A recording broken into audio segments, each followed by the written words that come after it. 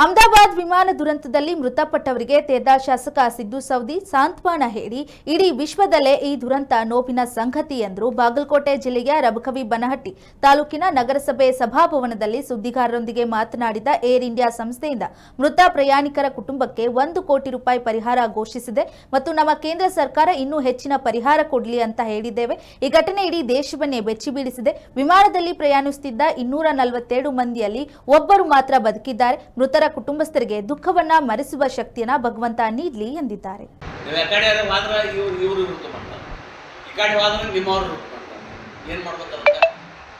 ಈ ಸಂದಿಗ್ಧ ಪರಿಸ್ಥಿತಿ ಎಲ್ಲ ಹಿರಿಯರು ಕೂತ್ಕೊಂಡು ಎಲ್ಲಿ ಆಡಳಿತ ಸೌಲಭ್ಯ ಕಟ್ಟಬೇಕು ಅನ್ನೋಂಥದ್ದನ್ನು ಫೈನಲ್ ಮಾಡಿ ನಮ್ಗೆ ಕೈ ಕೊಟ್ರೆ ಆದಷ್ಟು ಬೇಗನೆ ಚಾಲೂ ಮಾಡ್ತೀವಿ.